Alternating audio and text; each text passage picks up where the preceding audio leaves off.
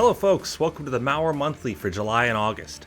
It's Tuesday and we're continuing our exploration of the cybercrime world. This time we're talking about Imatetet, what it's up to, and what tricks security researchers are using to stop them. So sit back, relax, here comes the facts. Morning, Joe. Morning, Adam. So have you heard that Imatet's back? Oh, crap, really? Yep.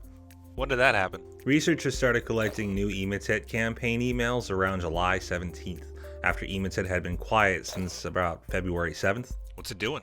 Imatetet has been going after enterprise networks for almost 2 years now, ever since it upgraded from being a consumer-focused banking Trojan. These days it acts as a delivery mechanism for other malware families, and the actors behind Imatetet have put a lot of investment into how well their malware is able to compromise systems and spread. What kind of features did they invest in? Well, a new feature they rolled out is the ability to not only spread through existing thread, but also hijack shared documents, attaching them to the email along with malicious Office documents it uses to infect the system. What do you mean by existing thread? Either the actors behind Imatetet are using pre-created templates that appear to be a reply to an email, or they hijack existing email threads from infected victims' email accounts and use them to fool their coworkers. Apparently, Imatetet added an attachment and contact stealer module in early June, and it has the ability to steal email attachments, contacts, and the content of the emails. So it's not just using the emails from outside the network, but from inside too. Yeah, although it's still attempting to infect users from outside of the network with interesting campaign themes. Like what? Well, in August, Imatetet started using COVID-19 themes to fool users into opening attachments. It's not new, and a lot of other malware families have already been doing this basically since the pandemic started. Okay, well, what's it trying to spread? Imatetet has had a close relationship with the bad guys who developed Trickbot, and the two paired together really well. Usually we'd see an Imatetet infection through something like a phishing attack, then once Imatetet lands on the victim system, it will both try to spread itself to more systems as well as deploy something like Trickbot. Trickbot is a Swiss Army knife of corporate network infection. So it uses a lot of tricks to find weak passwords, vulnerable ports on internal systems, and has been known to utilize legitimate penetration testing tools like Mimikatz and Cobalt Strike to map out and infect networks. After a big enough infection has spread, we'd see Trickbot deploy some kind of ransomware on all infected endpoints at the same time. Whether that was the original intent of the attack or just the final stage of it, we really can't say for sure. What do you mean?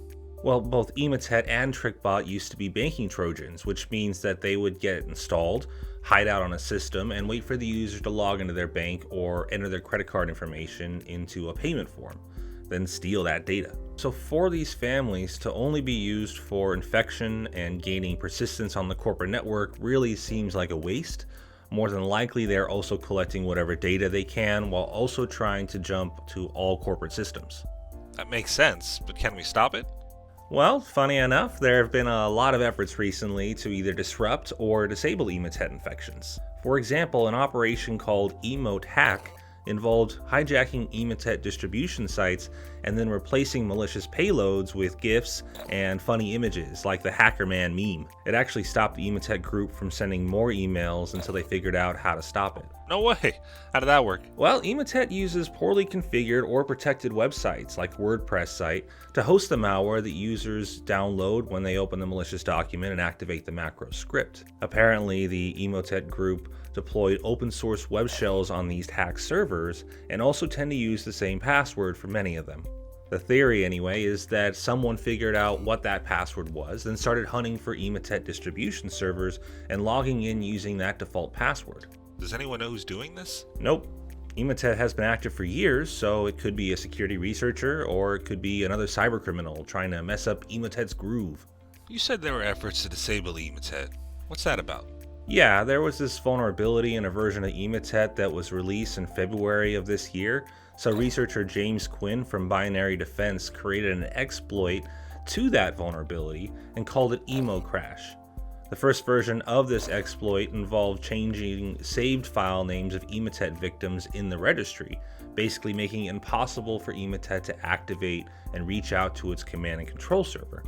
However, it didn't actually stop the installation. So, the second version was created that introduced a buffer overflow during Imatet's installation process. This was able to completely prevent Imatetet from installing and worked prior to infection as well as during infection. So how long did that work for? The exploit was created in early February, only a couple days after the new version of Imatetet was released, so from then until August, it worked at stopping Imatetet infections. 6 months? Wow. Didn't the Imatetet gang know something was going on? Not sure if they knew, but Binary Defense did a really great job of keeping the exploit under wraps and only released it to a few other security organizations. So do you think we'll ever see the end of Imatetet? Yeah, of course. But for now, researchers like our own Jerome Segura expect to see more disruptions of the Imatetet botnet because of all the attention the malware has received, as well as all the efforts we've seen in 2020 to mess up their operations. Time will tell. Time will tell. That's it for today's Malware Monthly. Tune in tomorrow for another dose of the news. Thanks for watching. Stay safe. I'll see you next time.